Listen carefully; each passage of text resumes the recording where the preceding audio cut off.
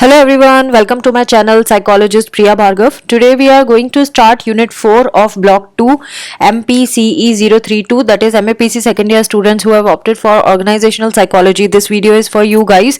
We are going to divide this unit into two parts. Part 1 will cover these pink highlighted section, and part 2 will cover green highlighted section. Videos related to these sections you will get in the description section, so kindly check the description section. So let us start with today's topic. आज का जो unit है, unit बोल रहा है globalization and changing economy and their effect of HRM. So किस तरह से पूरी कंपनीज जो है वो ग्लोबलाइजेशन की तरफ जाती जा रही हैं, एंड अगेन जब अगर ग्लोबलाइजेशन हो रहा है तो इकोनॉमी में भी चेंज आ रहा है, और उस चीज़ का असर HRM में कैसे पड़ रहा है. HRM मतलब ह्यूमन रिसोर्स मैनेजमेंट पे कैसे पड़ रहा है, क्या ह्यूमन रिसोर्स मैनेजमेंट को चेंज होने की ज़रूरत है. सो ये सारी चीज़ें हम पढ़ेंगे. तो सबसे पहली चीज़ आ जाती है कि ग्लोबलाइजेशन है क्या, ग्लोबलाइजेशन को हम कैसे समझें. तो ग्लोबलाइजेशन में की डेफिनेशन तो हम समझेंगे, लेकिन क्या इश्यूज ग्लोबलाइजेशन की वजह से आ रहे हैं ये भी हम एक बारी हाईलाइट करेंगे. तो ग्लोबलाइजेशन जैसे कि ओवरऑल एक डेफिनेशन में आप ये मानेंगे कि एक कोई कंपनी जिसकी सारी ब्रांचेस डिफरेंट लोकेशंस पे हैं, इंटरनेशनली अलग अलग कंट्रीज में डिस्ट्रीब्यूट हो गई हैं, और इंडिया में तो है ही. ऐसे ही दूसरी कंट्री की जो कंपनीज हैं उनकी ब्रांचेस बाकी कंट्रीज में हैं, इंडिया में भी आ गई है, तो हम उसको ग्लोबलाइजेशन कहते हैं, मतलब पूरे ग्लोब में को कवर करना. सो जब ऐसी चीज़ें होती हैं तो HRM जो है, ह्यूमन रिसोर्स मैनेजमेंट है, उसको बहुत सारी चीज़ों पे ध्यान देना पड़ जाता है. जैसे कि हायरिंग प्रैक्टिसेस जो ट्रेडिशनली बहुत सिंपल हुआ करती थी क्योंकि एक ही जगह के लोग होते थे. अब क्योंकि डिफरेंट लोकेशन से लोग आएंगे, डिफरेंट कल्चर से आएंगे, सो हायरिंग प्रैक्टिस का नया मेथड ढूंढना पड़ेगा, ट्रेनिंग के नए तरीके ढूंढने पड़ेंगे, कंपेंसेशन पैकेजेस को आइडेंटिफाई करना पड़ेगा, कौन से कल्चर के लोगों की क्या रिक्वायरमेंट है जिससे हम कंपेंसेट कर सकते हैं. देन मोटिवेशनल प्रैक्टिसेस भी वेरी करेंगी, क्योंकि जब आप दूसरे कल्चर में काम करते हैं आपके बिलीफ अलग होते हैं, उनके बिलीफ अलग होते हैं, आपका मोटिवेशन इम्पैक्ट होता ही होता है. सो वो सारी चीज़ें HRM को ध्यान रखनी पड़ती है. देन वर्क फोर्स का जो कंपोजिशन है वो भी चेंज होता जा रहा है. मैनेजर्स से एक्सपेक्ट किया जाता है कि वो डिफरेंट नीड्स को एड्रेस करे. डाइवर्सिफाइड जो वर्क फोर्स है उसमें जो भी नीड्स आ रही हैं उनको वो एड्रेस करे, उसको आइडेंटिफाई करे कि क्या है, कैसे इस पे वर्क करेंगे. इंडियन नेशनल्स जब भी अब्रॉड जाते हैं, जब फॉरेन कोलैबोरेशन होता है कंपनी का, अगर उनको भी बहुत सारे चैलेंजेस फेस करने पड़ते हैं क्योंकि डिफरेंट कल्चर में उन्हें काम करना पड़ेगा. उसके लिए उनको ट्रेनिंग देना पड़ता है इससे पहले कि वो वहाँ पहुँचे, सो दैट वो वहाँ पे ठीक उनको कल्चरल शॉक ना लगे. कल्चर शॉक वो चीज़ होती है जब आप दूसरे कल्चर में जाते हैं और आपके बिलीफ से वो कॉन्ट्राडिक्ट करते हैं, तो आपको सदमा सा लगता है कि भाई ये क्या हो गया, मैंने तो ऐसा कभी सोचा ही नहीं था, देखा ही नहीं था. सो इस तरह की चीज़ें हो जाती हैं. नाउ HR एग्जीक्यूटिव को ज़रूरत है कि वो इंटरनेशनल ओरिएंटेशन को डेवलप करे अपने अंदर, और जो भी क्वालिफाइड पीपल वो हायर कर रहे हैं कंपनी की स्ट्रैटेजी को फॉलो करने के लिए, वो मैनेजर को कॉम्पिटिटिव क्यों कर रहे हैं, वो इसीलिए क्योंकि वो चाहता है कि कॉम्पिटिटिव एडवांटेज मिले कंपनी को, राइट. तो मैनेजर को ज़रूरी है कि वो सारे ग्लोबल स्केल के बेसिस पे लोगों को हायर करे, किस तरह की रिक्वायरमेंट होगी कंपनी की. सो प्रॉपर्टी ओनरशिप अरेंजमेंट, इसकी डिमांड बढ़ती जा रही है. नेचुरल रिसोर्सेज की अवेलेबिलिटी होगी कि नहीं होगी, उसके ऊपर वर्क करना पड़ेगा HRM को. देन जो गवर्नमेंट का बिजनेस में रोल होता है वो भी बदलता जा रहा है क्योंकि ग्लोबलाइजेशन आ गया है. सो उसके ऊपर भी HRM वर्क करता है. दूसरे कल्चर और नेशनल बाउंड्रीज से लोग आ रहे हैं, उनकी वैल्यूज अलग है, बिलीफ अलग है, सो उसके ऊपर तो काम कर ही रहा है HRM. देन बाकी जो डिफरेंट वर्क नॉर्म्स हैं एंड रोल्स हैं जो पर्सन की अपनी लाइफ में होते हैं, वो भी उसको इन्फ्लुएंस करते हैं. उसका बिहेवियर, उसका एटीट्यूड वर्क की तरफ क्या है, उस पर भी इम्पैक्ट पड़ता है कल्चर की वजह से. देन सुपरविजन रिलेशनशिप बहुत ज़रूरी है, किस तरह का डिसीजन मेकिंग स्टाइल किस तरह की है. देन ऑर्गेनाइजेशन कॉन्फ़िगरेशन, उसमें प्रोसेसेस जो चल रहे हैं, ग्रुप इंटर ग्रुप प्रोसेस जो हैं. देन स्ट्रेस को कैसे एम्प्लॉय रेस्पॉन्ड कर रहा है, HRM कैसे रेस्पॉन्ड कर रहा है. HRM लेवल पे भी स्ट्रेस डेवलप हो जाता है जब इस पे वर्क करते हैं. देन पॉलिटिकल बिहेवियर कैसा है, वो भी कल्चर टू कल्चर वेरी करता है. तो ये सारे इतने सारे फैक्टर्स हैं जिसपे HRM को एक साथ काम करना पड़ता है. नाउ हम ये तो समझ गए कि बहुत सारे चैलेंजेस हैं. अब इन्होंने कुछ ग्लोबलाइजेशन की डेफिनेशन भी दी है जो एज जो क्या कहता है, एज पर देयर डेफिनेशन ये कहते हैं जब बिजनेस एक्टिविटीज को हम इंटीग्रेट करते हैं across geographical and organizational boundaries, मतलब ऑर्गेनाइजेशन की जो बाउंड्रीज है उसको क्रॉस करके, जोग्राफिकल बाउंड्रीज को क्रॉस करके जो हम बिजनेस एक्टिविटीज को बाकी कंपनीज के साथ इंटीग्रेशन में करते हैं, मतलब कंबाइन करते हैं, तो हम उसको ग्लोबलाइजेशन कहते हैं। इसको हम एक और तरीके से डिफाइन कर सकते हैं कि जब हम बिजनेस करते हैं वर्ल्ड वाइड लेवल पे, तो हमारा जो फोकस होता है सिर्फ इंटरनेशनल मार्केट ही नहीं होता, हमारा फोकस होम कंट्री के व्यू पॉइंट से भी हमें देखना पड़ता है कि जहाँ पे हमने फोकस, जहाँ अपना बिजनेस खोला है वहाँ का कल्चर क्या है, उसके बेसिस पे हमें बिजनेस करना पड़ता है। सो ग्लोबलाइजेशन जो है एक ये स्ट्रक्चरल मेकिंग है, क्योंकि हम इसमें क्या कर रहे हैं, स्ट्रक्चर मेकिंग क्यों कह रहे हैं, क्योंकि वहाँ पे आपको ऑफिसेस तो खोलने पड़ेंगे ना, और इसमें टेक्नोलॉजी का फ्री फ्लो दिखाई देगा आपको, ह्यूमन रिसोर्सेज का फ्री फ्लो दिखाई देगा कंट्री बाउंड्रीज के अक्रॉस, एंड कॉम्पिटिटिवनेस तो बढ़ेगी बिजनेस एनवायरनमेंट में, क्योंकि हमेशा नई नई कंपनी से आपको फेस टू फेस होना पड़ेगा जब आप किसी इंटरनेशनल बिजनेस में कूदना चाह रहे हो। सो तरह तरह के चैलेंजेस फेस करना पड़ता है नेशनल लेवल पे भी एंड वर्ल्ड लेवल पे भी। जो ग्लोबलाइजेशन है कितना पुराना है ये, अगर हम टेक्निकली देखें और रिकॉर्ड करें तो यहाँ पे as per their information 100 years पहले ग्लोबलाइजेशन स्टार्ट हुआ था। टेक्नोलॉजिकल एडवांसेस आए इसमें, इंटरनेशनल ट्रांजैक्शंस को जल्दी करने की टेक्निक्स आ गई, ट्रेड एंड फाइनेंशियल फ्लो बहुत फास्ट होने लगा, फिर फाइनेंशियल मार्केट्स जो हैं मॉडर्न इलेक्ट्रॉनिक कम्युनिकेशन के थ्रू जुड़ गए सारे के सारे। तो अब आप कभी कहीं पे भी ट्रैवल करो तो आपको ये नहीं होता कि अरे वहाँ की करेंसी कैसे आएगी, आप फट से एक दिन के अंदर सब कुछ कर लेते हैं, इवन वहाँ पहुंच भी जाएंगे तो भी आपके क्रेडिट कार्ड से सब हो जाएगा। इट इज दैट इजी, एक फिंगर टिप पे सब कुछ मिल जाता है। सो ये इसके अलावा ये चीजें तो हुई ग्लोबलाइजेशन में, इसके अलावा पॉलिटिकल एंड इकोनॉमिक लेवल पे भी चेंजेस हम देख रहे हैं ग्लोबलाइजेशन पे, जहाँ पे डी नेशनलाइजेशन हो रहा है मार्केट का, मतलब कि एक ही नेशन के अंदर बहुत सारे नेशन के मार्केट्स हमें मिल जाएंगे, यहाँ पे भी और बाकी दूसरी कंट्रीज में भी, कहीं पे भी जाएंगे हर एक ब्रांड के आपको सामान मिल जाएंगे, हर एक कंट्री से आते हुए मिल जाएंगे।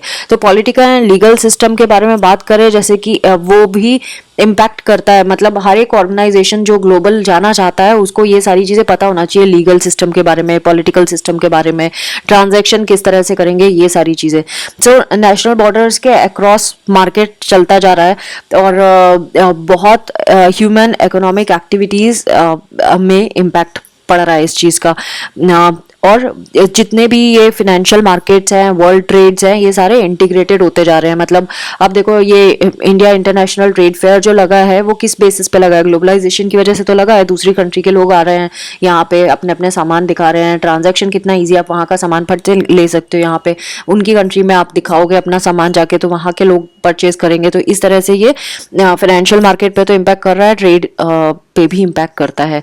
सो बिजनेस लेवल पे देखें तो ग्लोबलाइजेशन किसी भी ऑर्गेनाइजेशन का जब होता है तो उसको बहुत सारे चीज़ों पे ध्यान देना पड़ता है कंपनी को, क्या क्या, ग्लोबल इकोनॉमी पे ध्यान देना पड़ता है, फॉरेन मार्केट का क्या चल रहा है, वो चीज़ें। तो सबसे पहला जो स्टेप होगा ग्लोबलाइजेशन पे वो होगा कि जो आपके प्रोडक्ट्स और सर्विसेज हैं वो उस कस्टमर, जहाँ पे आप भेज रहे हो, कस्टमर मतलब जिस कंट्री में आप अपना सामान भेज रहे हो, वहाँ के लिंग्विस्टिक एंड कल्चर रिक्वायरमेंट्स को आपको पढ़ना पड़ेगा, समझना पड़ेगा।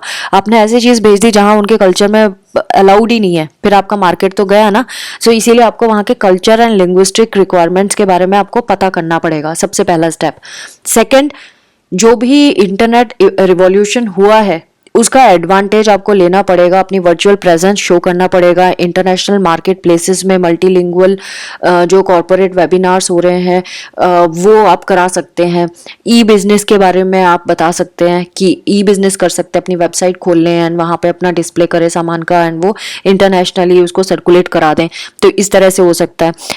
जब भी ग्लोबल कोई जाता है ऑर्गेनाइजेशन तो उसको कुछ फैक्टर्स का ध्यान रखना पड़ता है। वो फैक्टर्स क्या हैं? एम्प्लॉयमेंट लॉज क्या है वहाँ पे, क्योंकि अगर आपने अपनी ब्रांच वहाँ खोली, आपके एम्प्लॉयज वहाँ जाएंगे और आपको एम्प्लॉयमेंट लॉ के बारे में कुछ नहीं पता तो वो तो जेल चले जाएंगे सारे। देन कल्चर पता होना होगा कि यहाँ के लोग ऐसा कोई काम ना करें वहाँ जहाँ कल्चर में अलाउड ही नहीं है।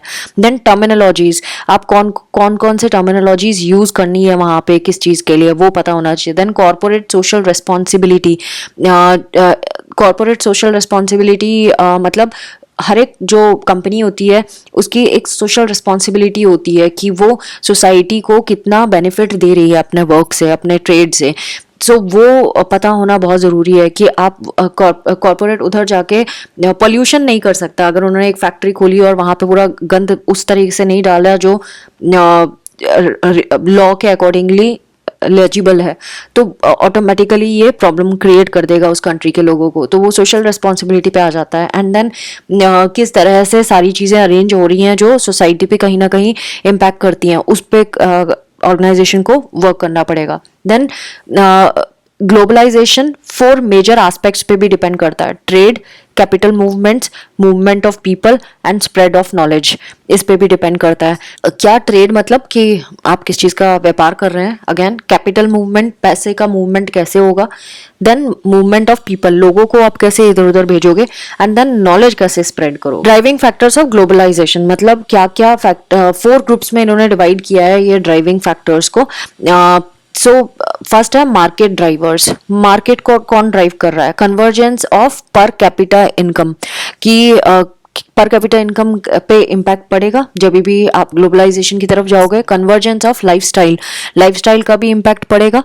Organisations behaviour as global customers, अगर ऑर्गेनाइजेशन ग्लोबलाइजेशन कर रहा है तो of course as a global customer भी वो वर्क करेगा, राइट, पूरी वर्ल्ड के लोगों पे के लिए काम करेगा। सो उस पे भी ये काम होगा। देन कॉस्ट ड्राइवर्स क्या है? Push for economics of scale.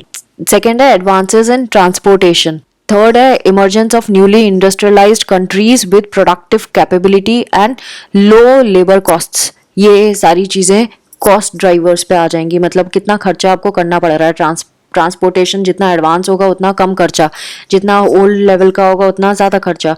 Then जो भी न्यूली इंडस्ट्रियलाइज्ड कंट्रीज है उनमें आप अपना पैर जमा सकते हो, उसमें वहाँ पे आपको लेबर लॉ के बारे में पता करना पड़ेगा, क्योंकि लेबर लॉ भी थोड़ा कम कॉस्टली होगा, और बिकॉज वो नया इमर्जेंट है तो गवर्नमेंट उनको सस्ता ही रखती है सो दैट उनको अपॉर्चुनिटीज़ ज़्यादा मिले। देन प्रोडक्टिव कैपेबिलिटीज़ वहाँ पे कितनी मिलेंगी आपको? सारी फैसिलिटीज़ मिलेंगी अगर आप वहाँ पे सामान प्रोड्यूस भी करना चाहते हो। देन कॉम्पिटिटिव ड्राइवर्स होते हैं, वो क्या है? Global network, growth of global networks making countries interdependent. तो ग्लोबल नेटवर्क होने की वजह से कंट्रीज आपस में इंटरडिपेंडेंट हो गई हैं। Then rise of new competitors intent on becoming global competitors. अब जो न्यू कॉम्पिटिटर्स आ रहे हैं वो ग्लोबल कॉम्पिटिटर भी बनने के चक्कर में है, तो ये कॉम्पिटिशन बढ़ता ही जाएगा। Then increased formation of global strategic alliances. फिर लोग सोचते हैं कि चलो ठीक है हमारी कंपनी है, हम किसी के साथ अलायंस बना लें, दूसरों के साथ एज अ कोऑर्डिनेट करके काम करें, तो ये भी किया जा सकता है। देन गवर्नमेंट ड्राइवर्स भी होते हैं, वो क्या है? Reduction on tariffs. गवर्नमेंट चाहती है कि इंटरनेशनल ग्लोबलाइजेशन हो, तो वो क्या कर रही है? टैरिफ्स को कम कर रही है। ट्रेड दूसरे ट्रेड बैरियर्स जो हैं उनको भी कम कर रही है। Then privatization of industry in many parts of the world. आप देख रहे होगे प्राइवेटाइजेशन में रिस्पॉन्सिबिलिटी बढ़ जाती है, सो क्वालिटी आपको अच्छी मिलती है चीज़ों की। Then creation of trading blocks भी बनाए जा रहे हैं। Next is impact of globalization on the functions. किसके फंक्शंस पे? ऑफ कोर्स HRM डेवलपमेंट में। तो ग्लोबलाइजेशन ने HRM का इम्पोर्टेंस बढ़ा दिया है ऑर्गेनाइजेशन में। कैसे? HRM सिस्टम जो है उसके स्ट्रेटेजिक एसेट्स जो हैं उस पे HRM को वर्क करना ही पड़ेगा। तो ग्लोबलाइजेशन की जो एक्टिविटी है उसमें क्या क्या चीज़ें आ रही हैं वो यहाँ पे इन्होंने बताया, जैसे कि work transfer of work abroad. आप काम को ही ट्रांसफ़र कर रहे हो, या तो आप ऐसे करोगे, या आप दूसरा तरीका क्या है ग्लोबलाइजेशन करने का? आउटसोर्स कर दोगे प्रोवाइडर्स को, मतलब अपना काम बाहर के लोगों को पकड़ा दोगे कि हमारे को करके दे देना। और क्या हो सकता है? ग्लोबल इनसोर्सिंग बेसिस, मतलब बाहर के लोगों को अंदर बुला लेना, बाहर की दूसरी कंपनीज को थोड़े टाइम के लिए यहाँ काम करने के लिए। जो HR प्रोसेसेस हैं उनको री-अनेबलमेंट करना पड़ रहा है, बहुत सारी चीज़ें, मतलब जो पहले वो कभी नहीं करते थे अब उनको उस पर वर्क करना पड़ रहा है। जो HR इंफॉर्मेशन है वो टेक्नोलॉजी की वजह से ज़्यादा सोफेस्टिकेटेड हो गई है, ज़्यादा इजी हो गई है। न्यू स्ट्रक्चर्स जो इंटरनेशनल HR फंक्शंस में आ रहे हैं वो एक पॉजिटिव पॉइंट है ग्लोबलाइजेशन का। देन कंपटीशन बढ़ गया है तो टैलेंटेड स्टाफ इनको रखना पड़ेगा ऑर्गेनाइजेशन में। देन जो टैलेंट है उसको कैसे बचा के रखना है, अपने पास रखना है, उस पे भी वर्क करना पड़ेगा। ऐसा ना हो कि दूसरी जगह अपॉर्चुनिटी ज़्यादा अच्छी मिल गई तो वो छोड़ के भाग गए, ऐसा नहीं होना चाहिए। Then strong marketing and corporate communication, IT influence, ये वाली चीज़ें भी एचआर के फंक्शन में आ गई हैं। तो ये इतने सारे काम उनके फंक्शन पे डाले जा चुके हैं, एचआर के ऊपर डाले जा चुके हैं। Now HR role in changing environment, HRM का क्या रोल है एनवायरनमेंट जब चेंज हो रहा है। जैसे हमने ऊपर थोड़ा पढ़ा उसी को इन्होंने डिटेल में दिया है। जो एचआरएम है उसको बहुत ज़्यादा ही ड्रास्टिकली बदलना पड़ गया है, अपने एक्टिविटीज़ को चेंज करना पड़ गया है। वर्क प्लेस फ्लैक्सिबिलिटी एक्सपेक्ट की जा रही है। वर्चुअल ऑफिस के बारे में ज़्यादा आजकल चल गया है। वो क्या है virtual office? Flexible work arrangements हो गए हैं और वो क्रिएटिव वे में हो गए हैं। जैसे वर्क ऑफ साइट, मतलब कि अपनी जगह पे बैठ के बंदा काम कर रहा है, उसके नंबर ऑफ आवर्स पे ध्यान देना पड़ रहा है, उसकी परफॉर्मेंस पे ज़्यादा ध्यान देना पड़ रहा है, बट उसको ये फ्रीडम दी जा रही है कि तुम इतने कभी भी कहीं पे भी बैठ के काम कर सकते हो, बट हमें परफॉर्मेंस दो और हमें रिजल्ट दो और इतने नंबर ऑफ आवर्स हैं उसको कवर करो। तो ऑफ साइट एम्प्लॉयज जो हैं उनसे एक्सपेक्ट किया जा रहा है कि वो कम मीटिंग्स अटेंड करें। ऑफ कोर्स ऑफ साइट है तो मीटिंग कैसे अटेंड करेंगे ज़्यादा, तो अगर उनकी रिक्वायरमेंट नहीं है तो कम मीटिंग्स अटेंड करो, कोलैबोरेटिव वे में एंड वो काम कर सकते हैं, काम को निपटा सकते हैं। देन मैनेजमेंट जो है वो टाइम कैसे मैनेज करना है, क्रॉस फंक्शनल वर्क टीम्स कैसे बनानी है, उस पर ज़्यादा काम कर रही है। और इस तरह की जो टीम्स हैं इनके ऑटोनॉमी ज़्यादा है। ऑटोनॉमी मतलब अपने तरीके से वो डिसीजंस ले सकते हैं, इस तरह की ट्रेंड आ गया है। देन डिसेंट्रलाइज्ड मॉडल बन चुका है एचआर का। सो एचआर मैनेजर्स जो हैं उनको एम्प्लॉयज़ को एकोमोडेट करना पड़ेगा वर्चुअल वर्क लोकेशन से भी, मतलब कि वो अपने घर बैठ के काम कर रहे हैं, ऑफिस नहीं आ रहे हैं, कहीं और से बैठ के काम कर रहे हैं लेकिन कर रहे हैं काम। उनको कॉर्पोरेट कल्चर को मैनेज करना सीखना पड़ेगा। सोशलाइजेशन एंड एम्प्लॉय ओरिएंटेशन के बारे में ज़्यादा स्टडी करनी पड़ेगी एचआरएम को। And then competent workforce maintain करना एंड ऑब्टेन करना बहुत ज़रूरी हो गया है एचआरएम का। ऑर्गेनाइजेशनल परफॉर्मेंस एक्सपर्ट्स की तरह उन्हें एक्ट करना पड़ेगा, एम्प्लॉयज़ के बिहेवियर को शेप करना पड़ेगा जब भी वो face to face meeting attend करेंगे। देन ग्लोबल बिजनेस एक टर्म आया है, एचआर से हम ये एक्सपेक्ट करते हैं ग्लोबल बिजनेस के बारे में। अब ये क्या है? इंटरनेशनल वर्कफोर्स को डेवलप करना और मैनेज करना, उनको रिटर्न और अनरिटर्न कॉर्पोरेट पॉलिसीज़ के बारे में बताना, दूसरे कल्चर के बारे में बताना, टॉप मैनेजमेंट को इन्फॉर्म करते रहना कि अगर ट्रांजैक्शनल इशू आ रहे हैं तो वो उस पर कैसे वर्क करना है, उस पर टॉप मैनेजमेंट कैसे अटेंशन पे करेगी और कैसे फंक्शन करेगी उसके ऊपर। देन जो भी सर्विसेज हैं वो लोकेशन वाइड, वर्ल्ड वाइड जहाँ पे भी लोकेशंस है वहाँ पे डिफरेंट सर्विसेज प्रोवाइड करना, ये भी एचआर मैनेजर के ऊपर आ जाता है। फिर HR managers new skills develop करना बहुत ज़रूरी है। लैंग्वेज उन्हें आनी चाहिए, अगर नहीं आती हैं तो सीखनी पड़ेगी language capabilities. Tolerance towards different culture, मतलब आप नहीं पसंद करते वो पर्टिकुलर कल्चर लेकिन क्योंकि आप इंटरनेशनल मार्केट में काम कर रहे हो आपको पसंद करना पड़ेगा, ऐसी वाली चीज़ें भी आ जाती हैं। न्यू लैंग्वेजेस वो सीख सकते तो ठीक है, नहीं तो दूसरे लैंग्वेज के स्पीकर्स को स्टाफ में रखना पड़ेगा। कम्युनिकेशन को फैसिलिटेट कराने के लिए बहुत सारे बैकग्राउंड के लोग वहाँ पे रहेंगे। तो मल्टीनेशनल जब एक कल्चर होता है तो इंग्लिश एक पर्टिकुलर लैंग्वेज बनानी पड़ेगी जो कॉमन है, जो सब बोल सकते हैं, स्पेसिफिकली वो इंग्लिश होती है। देन कल्चरल डिफरेंसेस जो हैं उनको कैसे मैनेज करोगे, क्योंकि इसमें एटीट्यूड्स पे इम्पैक्ट पड़ेगा। इंटरनेशनल मैनेजमेंट प्रोग्राम्स चलाने पड़ेंगे। जैसे इन्होंने कुछ एग्जाम्पल बताया कि ब्रिटिश मैनेजर्स जो होते हैं ना वो इंडिविजुअल अचीवमेंट एंड ऑटोनॉमी पे ज़्यादा वैल्यू करते हैं।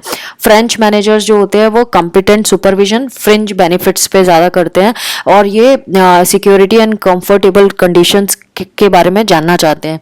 इंडियन मैनेजर्स की बात करें तो वो कल्चर एंड ट्रेडिशन को ज़्यादा इंपॉर्टेंस देते हैं। सो जो एचआर मैनेजर्स होते हैं उनको इन सब चीज़ों के बारे में फैमिलियर होना बहुत ज़रूरी है कि कल्चरल नॉर्म्स क्या है, तभी वो ऑर्गेनाइजेशनल डाइवर्सिटी को प्रमोट कर पाएंगे।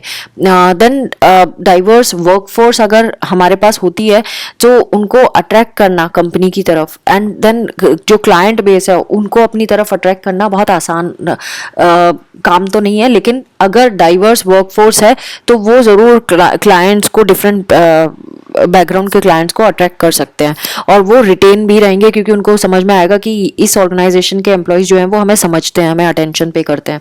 सो एम्प्लॉयज़ जब डिफरेंट नेशनल बैकग्राउंड के आते हैं तो वो लैंग्वेज स्किल्स तो आती हैं, वो कल्चर्स को भी समझते हैं जब भी कहीं काम कर रहे होते हैं, तो उनको अपना कल्चर के बारे में वो उस ऑर्गेनाइजेशन में बता सकते हैं। तो एचआर प्रोफेशनल्स जो हैं वो रेस्पॉन्सिबल होते हैं कि कल्चरल सेंसिटिविटी ट्रेनिंग दे सारे एम्प्लॉयज़ को, सो दैट जब सारे एम्प्लॉयज़ डिफरेंट डिफरेंट कल्चर के एक साथ काम करेंगे तो वो कॉन्ट्राडिक्शन कॉन्फ्लिक्ट्स ना क्रिएट हो। सो उस चीज़ की ट्रेनिंग देते हैं एचआर मैनेजर्स ऑर्गेनाइजेशन के एम्प्लॉयज़ को भी, और मैनेजर्स भी खुद थ्रू आउट कुछ ना कुछ सीखते रहते हैं इस बारे में।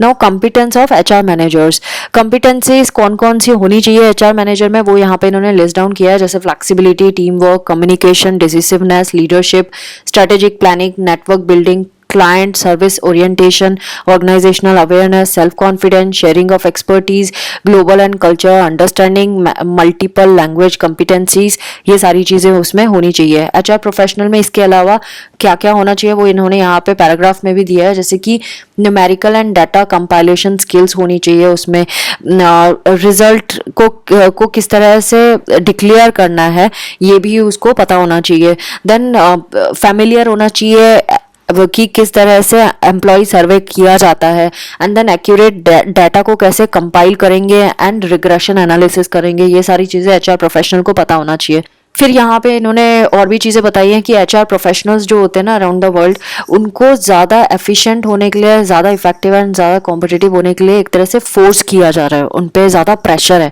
आज की डेट में, और उनको उस डिमांड को पूरा करना ही पड़ेगा अगर ग्लोबल कॉम्पिटिटिवनेस शो करनी है। उनको लैंग्वेज स्किल्स पता होना चाहिए, कल्चर अवेयरनेस होना चाहिए, डाइवर्सिटी प्रमोशन के बारे में पता होना चाहिए। They should be committed for continuous learning, मतलब एचआर प्रोफेशनल वही सक्सेसफुल होगा जो लर्न करना चाहता है कंटिन्यूसली। उसको कम्युनिकेशन इस तरह की आनी चाहिए जो कटिंग एज कम्युनिकेशन जिसे कहते हैं, उससे फैमिलियर होना चाहिए। वो ज़्यादा अटेंशन पे ना करे, जो भी चेंज, अगर उसके रोल चेंज हो रहे हैं, मतलब इसके लिए परेशान ना हो। वो इतना स्मार्ट होना चाहिए कि उसका रोल चेंज हो जाए तो भी वो उसको हैंडल कर सके। जो सीरियस कंसिक्वेंसेस अगर कोई आ रहे हैं उसको भी हैंडल कर सके। इवन अगर कुछ एचआर नहीं तो आगे इसका आउटपुट क्या हो सकता है अगर ऐसा ना करेगा तो पूरा एचआर डिपार्टमेंट ही खत्म किया जा सकता है, कंपनीज उनको पूरा दी एंड कर देंगी उनका उसको। सो इसीलिए इस पे भी ध्यान देना ज़रूरी है। तो friends, this was all about part 1 of unit 4 block 2 MPCE 032। I hope आपको ये वीडियो बेनिफिशियल लगेगा, and self reading is must, so do not forget to read it once at least. And do subscribe to my channel, share this video with rest of the students, and press the notification bell. Thanks for watching. Take care of yourself. Bye bye.